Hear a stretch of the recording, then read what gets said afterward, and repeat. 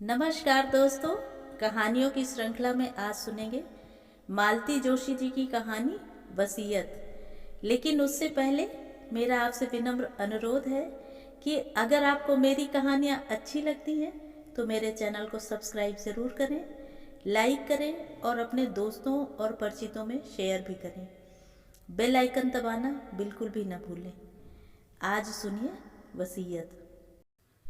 ओंकार सीटी बजाते हुए घर में दाखिल हुआ ही था कि बरामदे में बैठे हरीश को देखकर एकदम सकपका गया।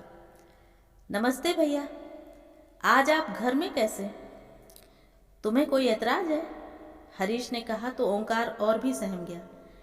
उसकी हालत देखकर हरीश को हंसी आ गई।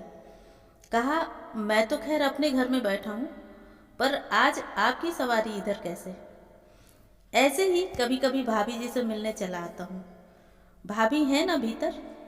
उसने पूछा और उत्तर की प्रतीक्षा न करते हुए सीधे भीतर चला गया। भीतर वाले ओसारे में माँ बेटी दोनों मिल गई। ओंकार वहीं पास में बैठ गया। बोला, भाभी जी, बड़े भैया के पास कौन सी गाड़ी है? सेंट्रो। क्यों? नीली वाली थी ना, पर आजकल वहाँ एक लाल गाड़ी खड़ी रहती है, खूब बड़ी सी। अपने छोटे भैया को जाकर बताओ। बेचारी भाभी कहते उनका मुंह नहीं सूखता, और बेचारी भाभी दो दो गाड़ियां रखे हैं। चुप करो अम्मा, पता है ना आज वह घर में है। हाँ तो ओंकार, लाल गाड़ी तो है पर कौन सी? ठीक से देख नहीं पाया भाभी। पास जाते ही कुत्ते भौंकने लगते हैं। फाटक के बाहर खड़ा रहता हूँ तब भी। कुत्ते भी पाल लिए हैं, वह भी दो दो। यहाँ बच्चों को ठीक से दूध तक नसीब नहीं होता, वहाँ कुत्ते पाले जा रहे हैं, वह भी दो दो। रईसी और कैसी होती है? वह जैसी भी हो नानी जी, अब हम वहाँ नहीं जाएंगे। बड़े जबरा कुत्ता है, हमको चीर डालेंगे। मैं गरीब बेमौत मारा जाऊंगा। 10-10 हजार के इंजेक्शन आते हैं, कहाँ से लगवाऊंगा? अरे बड़े आदमियों के कुत्ते काटते हैं तो कुछ नहीं होता, उनके खुद इंजेक्शन लगे रहते हैं। जो भी हो, अब हम वहाँ नहीं जाएंगे, कहता हुआ ओंकार उठकर बाहर आ गया। हरीश आराम कुर्सी पर पूर्वत आंखें मूंदकर लेटे हुए थे, पर उनके कान भीतर की ओर ही लगे थे। ओंकार की आहट पाते ही वे उठ बैठे। ओंकार, तुम बड़े भैया के घर गए थे? कुछ काम था? बेचारा ओंकार बगले झांकने लगा। खिसकने की भी राह नहीं मिली। हरीश लगातार उसकी ओर देख रहे थे। आखिर उसने हिम्मत की और कह दिया, हम कौन अपनी मर्जी से जावे हैं, हमें वहाँ नानी जी भेजती हैं। किस लिए? हाल चाल जानने के लिए। तो भाभी जी कुछ चाय वाय पिलाती हैं कि सूखा ही टरका देती हैं? हम भीतर थोड़े ही जाते हैं, बाहर से ही देख दाख कर आ जाते हैं। बाहर से हाल चाल पता चल जाते हैं। मरा डर के मारे भीतर जाता ही नहीं तो कोई क्या करे? अम्मा जी ने एकदम कमरे में अवतरित होते हुए कहा। ओंकार ने अब भागने में ही कुशल समझी। भैया जी, शाम को गैया हमें ही लगानी होती है, अब चलेंगे। और उत्तर की प्रतीक्षा किए बिना वह बाहर निकल गया। हरीश अब सास की ओर मुखातिब हुए। ओंकार को आप बंगले पर भेजती हैं तो क्या करें? उन्होंने दबे स्वर में कहा। तुमने तो वहां जाना ही छोड़ दिया। अकेली औरत, किसी को तो खोज खबर लेनी चाहिए कि नहीं? हम लोगों के सिवा उसका यहाँ कौन है? खोज खबर ही लेनी थी तो किसी दिन माँ बेटी दोनों चली जाती ना। जासूसी करने की क्या जरूरत थी? जासूसी? और क्या, आप जो कर रही हैं वह जासूसी ही कहलाती है। हरीश ने कहा तो अम्मा जी मुंह बिचकाकर भीतर चली गईं। हरीश को बड़ा मजा आया। अरसे बाद सास को निरुत्तर करने का मौका मिला था, लेकिन सास को निरुत्तर करने की खुशी ज्यादा देर नहीं रही। एक प्रश्न जो दिमाग में चक्कर काट रहा था उस पर हावी हो गया। बंगले पर नई गाड़ी आ गई है और दो कुत्ते भी। कुत्ते पालना कितना महंगा शौक है उसे पता है। एक कुत्ते का खर्च 2 आदमियों की खुराक के बराबर आता है। फिर उनकी साज संभाल के लिए नौकर चाकर भी तो चाहिए। यह काम भाभी के बस का तो है नहीं। फिर पिछले 6 महीनों से उसने वहां का रुख नहीं किया है। वैसी कसम ही खा ली थी, पर इस बीच क्या इतनी बड़ी उथल पुथल हो सकती है? शालिनी और उसकी माँ दबी जबान से कुछ कुछ कहती रहती हैं। क्या वह सही है? 6 महीना पहले शुभम का रिजल्ट लेकर गया था। सोचा था भाभी से कहूँगा कि भैया का बहुत मन था कि शुभम इंजीनियर बने। अब उनका सपना आप ही को पूरा करना है। घर से खूब अच्छी तरह रिहर्सल करके चला था, पर वहाँ माहौल ऐसा बिगड़ा कि कुछ कहना संभव ही न हुआ। यह नहीं कि वहाँ स्वागत नहीं हुआ, स्वागत तो खूब अच्छे से हुआ। उन्होंने शुभम को बधाई भी दी, उसके लिए आशीर्वाद स्वरूप 500 का नोट भी लिफाफे में डाल कर दिया, चाय नाश्ता भी करवाया। पर सब कुछ ठंडा ठंडा सा था, उनमें संबंधों की ऊष्मा नहीं थी। वैसे भी उनसे सुसंवाद कभी था ही नहीं, पर भैया के रहते ये बातें सतह पर नहीं आई थी। अब जैसे सब कुछ सामने आ गया। चाय के बाद वह शुभम को लेकर भैया के सपने की बात कहने ही जा रहा था कि भाभी ने कहा, चलो अच्छा हुआ, शुभम के रिजल्ट के बहाने ही सही तुम आए तो, नहीं तो 13 के बाद तो तुम यहाँ का रास्ता ही भूल गए थे। जानते तो थे इस घर का एकमात्र कमाऊ सदस्य अब नहीं रहा, फिर एक आध बार आकर देखना तो था कि भाभी कैसी हैं, किस हाल में है। हरीश का सिर शर्म से झुक गया। वह अपनी सफाई में कुछ कहना ही चाहता था कि भाभी बोली, तुम्हें शायद डर लगा हो कि भाभी कुछ मांग न लें। ठीक है ना, मैं तुमसे क्या मांगती हरीश, जिसने पिता समान भाई की अंत्येष्टि के लिए भी दूसरों के सामने हाथ फैलाता था, उससे मैं क्या मांगती और वह मुझे क्या दे देता। सॉरी भाभी, पर उस समय हाथ सचमुच बहुत तंग था, उसने घुटी सी आवाज में कहा। हाथ तो तंग होना ही था, तुम्हारी एटीएम मशीन जो बीमार पड़ी थी। अब तक तो तुम्हारी हर समस्या वे ही सलाहते आ रहे थे। बच्चों की फीस हो या साल भर का अनाज हो, सर्दियों के कपड़े हों या छुट्टियों की प्लानिंग हो, सब कुछ वे ही तो करते थे। उन्हीं बातों को याद करके तुम अपने भाई के लिए लकड़ी ही खरीद लेते तो मुझे अच्छा लगता। दोस्तों से उधारी की बात तुमने मुझसे बाद में कही, इससे अच्छा था मुझसे ही मांग लेते। बाहर वालों के सामने उस राजा आदमी की बेइज्जती तो ना होती। इस कड़वे प्रसंग के बाद शुभम के लिए कुछ कहने का सवाल ही नहीं था। अब यह देहरी कभी न चढ़ने का प्रण करके वह बाहर चला आया। बाद में पछतावा भी हुआ कि वह 500 रुपए का लिफाफा वहीं क्यों नहीं फेंक दिया। वैसे भी भाभी के लिए मन में पहले दिन से ही एक पूर्वाग्रह था। समझ लिया था कि वे उन लोगों का सुख चैन छीनने आई हैं। भैया के आश्रय में जो एक आश्वस्ति थी, संभावनाएं थी, वह एकदम धूमिल होती दिखाई दी। इस घर में आने से पहले ही वे खलनायिका बन गई थी। पहली वाली भाभी जब 2 साल की लंबी बीमारी झेलकर भगवान को प्यारी हो गई तो भैया एकदम टूट से गए थे। साल भर तक एकदम गुमसुम से बीतराग बने रहे। फिर इस अवसाद से उबरने के लिए उन्होंने अपने आप को काम में झोंक दिया, दुगने जोश से। साल भर में ही घर की काया पलट हो गई, हर तरफ जैसे सोना बरसने लगा। हरीश ने ठाठ से अपनी पढ़ाई पूरी की, धूमधाम से उसकी शादी हुई। माँ का मरण त्योहार भी शान से मनाया गया। बच्चों के जन्मोत्सव पड़ोसियों की ईर्ष्या का कारण बने। फिर सुना कि भैया शहर के बाहर एक बंगला खरीद रहे हैं, तो घर भर में एक खुशी की लहर दौड़ गई। सब लोग बंगले में रहने के सपने देखने लगे। पुश्तैनी घर बड़ा था, पर था तो पुराना ही। उसकी मरम्मत पर, सजावट पर काफी कुछ खर्च किया जाता रहा, पर वह अपना पुरानापन नहीं छोड़ पाया था। गृह प्रवेश की तैयारियां चल ही रही थी कि भैया ने एक बार सबको चौंका दिया। बताया कि वे नई पत्नी के साथ गृह प्रवेश करेंगे। पुश्तैनी मकान उन्होंने अत्यंत उदार अंतःकरण से हरीश के नाम कर दिया।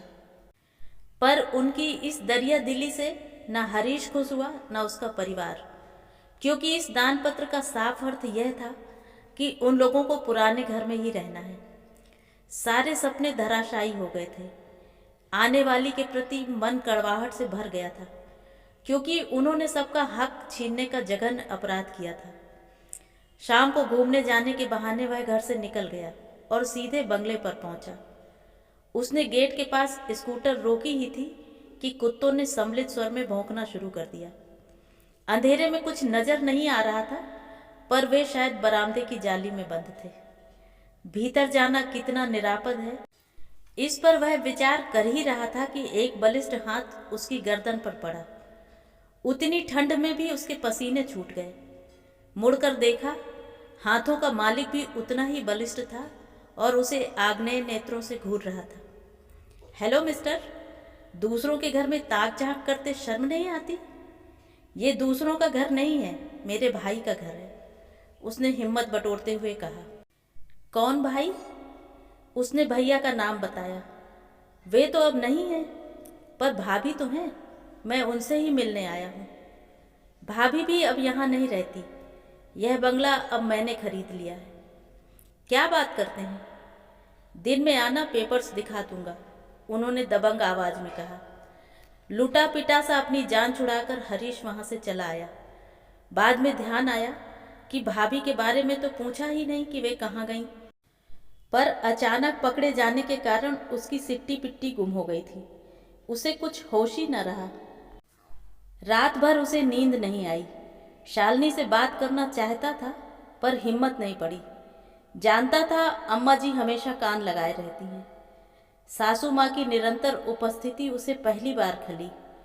इकलौती कन्या से शादी करते समय केवल प्रॉपर्टी का ध्यान था। यह नहीं पता था कि दहेज में अम्मा जी भी साथ चली आएंगी। आई हैं तो चुपचाप बनी रहें, पर नहीं, हर घड़ी अपनी उपस्थिति दर्ज कराती रहेंगी। भैया तो पीठ पीछे उन्हें ललिता पवारी कहते थे। शायद उनके आने के कारण ही दूसरी शादी के बाद उन्होंने अलग घर बनाने की सोची हो। बड़े भैया की इस शादी पर सबसे ज्यादा वक्र दृष्टि अम्मा जी की ही थी। शादी के बाद भाभी के यहाँ 2 बार उम्मीद जगी थी, पर हर बार खुशियां आधे रास्ते से ही लौट गई थी और शालिनी ने इसका श्रेय अपनी माँ को दिया था। तब से हरीश को उनसे डर सा लगने लगा था। क्या भाभी इस राज को जानती है? क्योंकि उसके बाद से ही उनके व्यवहार में एक ठंडापन सा आ गया था। शादी के इन 15 सालों में वे मन से किसी से जुड़ ही नहीं पाई। उन्हें घमंडी करार दे दिया गया था, पर दूसरा पक्ष भी तो कम दोषी नहीं था। उसने इस खाई को पाटने की कभी कोशिश ही नहीं की। दूसरे दिन सुबह सुबह वह मुंशी बाल मुकुंद जी के घर पहुंच गया। देर होने से उनके काम पर निकल जाने का डर था। भैया के बाद कई वकीलों ने उन्हें हाथों हाथ ले लिया होगा। ऐसे कर्मठ और कुशल लोग आजकल मिलते कहाँ हैं। भैया का कोई काम या संदेश लेकर इस घर में कई बार आया है। हर बार उसका ललक से स्वागत हुआ है, पर इस बार मुंशी जी का व्यवहार बड़ा रूखा लगा। दरवाजा उन्होंने ही खोला था। वहीं खड़े खड़े पूछ लिया, बोलो। बोलिए भी नहीं। एक क्षण को वह अप्रतिभ तो हुआ, पर उसने दूसरे ही क्षण हठधर्मिता के साथ कहा, आपसे कुछ बात करनी थी, भीतर आ सकता हूँ? अब मजबूरन मुंशी जी को रास्ता छोड़ना पड़ा। हरीश भीतर आकर बैठ गया। बैठक का कमरा उसे बदला बदला सा लगा, बदला बदला सा और परिचित सा भी। हाँ बोलो, मुंशी जी ने उसे चिताया। वह व्यवस्थित हुआ और बोला, मैंने सुना है भाभी ने बंगला बेच दिया है। हाँ, ठीक सुना है, 15 दिन पहले ही डील हुई है। हमें हवा तक नहीं लगने दी। मुंशी जी चुप बने रहे। हमारी रजामंदी की जरूरत भी नहीं समझी गई। ये कोई पुश्तैनी प्रॉपर्टी तो थी नहीं कि सबकी रजामंदी की जरूरत होती। वकील साहब की पर्सनल प्रॉपर्टी थी। वे उसे बेचते चाहे दान में दे देते। उन्होंने बंगला पत्नी के नाम कर दिया था। वे ही लीगल या नेचुरल वारिस भी थी। उन्होंने बंगला बेच दिया बस। और सामान का क्या किया? बेच दिया। वैसे भी इतना सारा सामान कहाँ ले जाती, कहाँ रखती, इसलिए जरूरत भर कर रख कर सब बेच दिया। अच्छा सामान था, हाथों हाथ बिक गया। किसने लिया? दोस्तों ने, पड़ोसियों ने, परिचितों ने। जैसे हमने यह सोफा सेट ले लिया, 2 पलंग और 1 अलमारी भी ली है। तभी हरीश को यहाँ कुछ पहचाना पहचाना सा लग रहा था। हमसे भी तो पूछ सकते थे, उसने तड़प कर कहा। तुमसे पैसे तो नहीं मांग सकती थी ना, इसीलिए नहीं पूछा। उन्हें पैसों की जरूरत थी, तभी तो घर बेचना पड़ा। इतना बड़ा घर मेंटेन करना मजाक थोड़े ही है। और तुम तो जानते हो तुम्हारे भाई कैसे शाह खर्च थे। बचत के नाम पर शून्य ही था। आखिर बची हुई जिंदगी वे गुजारती कैसे। बरसी तक तो रुक ही सकती थी, ऐसी भी क्या जल्दी थी। जल्दी सामने वाली पार्टी को थी। उनके ज्योतिषी ने मुहूर्त निकाल दिया था। फिर जब जाना ही था तो आज क्या और कल क्या। भाभी अब कहाँ है? अपने भाई के पास। कल आना, उनसे पूछकर ही पता बताऊंगा। मतलब कि यह आदमी भैया के जाने के बाद भी अपना ईमान बनाए हुए है। उस दिन भाभी उलाहना देते हुए कह तो रही थी, तुमसे तो वो मुंशी जी अच्छे हैं। अब कोई काम नहीं है फिर भी 4-8 दिन में हालचाल पूछ जाते हैं। उसे आशा तो नहीं थी, पर मुंशी जी ने दूसरे ही दिन फोन करके पता दे दिया था। नासिक के पास कोई जगह थी। ऑफिस के टूर का बहाना बनाकर वह चल पड़ा था। घर पर बताने की हिम्मत नहीं हुई। सच बात जानते ही एक विस्फोट सा हो जाता। जो कुछ हुआ उसमें 100% उसका दोष बताया जाता। उसकी अकर्मण्यता को कोसा जाता। मुंशी जी ने पता ठीक ठाक दिया था। ढूंढने में ज़्यादा परेशानी नहीं हुई। शहर से बाहर एक कंपाउंड में 2 हाउसेस की लंबी कतार थी। गेट पर नाम लिखा था विश्रांति। नंबर उसके पास था ही, इसलिए घर भी तुरंत मिल गया। 1 रूम किचन का वह छोटा सा घर था। इतने बड़े बंगलों में सालों रहने के बाद भाभी यहाँ कैसे गुजारा करती होंगी, उसने सोचा। भाभी ने बड़ी ही निर्मल निश्चल हंसी के साथ उसका स्वागत किया था। सारे ताने उलाहने उस हंसी में तिरोहित हो गए। इतना ही कहा, इतनी सी जगह में आप गुजारा कैसे कर लेती हो? वे पूर्वत हंसकर बोली, हरीश, आदमी को बस इतनी सी जगह ही दरकार होती है। हम बेवजह फैलारा कर लेते हैं, ज़रूरत से ज़्यादा सामान इकट्ठा कर लेते हैं, फिर अपने से ज़्यादा उस कबाड़ की साज संभाल में जुट जाते हैं। भाभी की भाषा ही बदल गई थी, फिर भी उसने अपने मन का कांटा निकाल ही लिया। आपने घर बेच दिया, कम से कम भैया की बरसी तो उस घर में होने दी होती। मरने के बाद क्या फर्क पड़ता है कि बरसी कहाँ हो रही है। वैसे भी जो कुछ करना है तुम्ही को करना है, तो बरसी बाप दादाओं के घर में ही हो जाने दो। आप आओगी तो? मेरा तो उसमें कोई रोल ही नहीं है। मैंने अपनी तरफ से एक अनाथ आश्रम में पैसे जमा कर दिए हैं। हर साल उस तिथि पर आश्रम के बच्चों को अपनी ओर से भोजन मिलेगा। तुम भी जब तक बने श्राद्ध करते रहना, नहीं तो एक बार गया जाकर पिंड दान कराना, फिर कुछ करना नहीं पड़ता। भाभी ने चाय बनाई, नाश्ता करवाया। वही सलीका, वही आभिजात। जगह छोटी होने से उसमें कोई अंतर नहीं आया। वह चलने लगा तो बोली, तुम आए बहुत अच्छा लगा, आते रहना।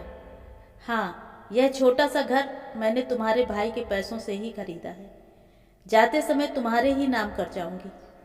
अगर कभी लगे कि बच्चों के साथ ट्यूनिंग ठीक से नहीं हो रही है तो तुम और शालिनी यहाँ आकर रहना। बद्दुआ दे रही हो? नहीं, आशीर्वाद दे रही हूँ। बुढ़ापे में अपने सिर पर अपनी छत होना कितनी बड़ी नियामत है, यह मुझसे बेहतर कोई नहीं जानता। हरीश ने उनके पैरों को हल्के से स्पर्श किया और वह एकदम मुड़ गया। उस गरिमामयी महिला को इस तरह कातर होते देखना उसे अच्छा नहीं लग रहा था। तो ये थी कहानी। कहानी आपको कैसी लगी कमेंट करके ज़रूर बताएं।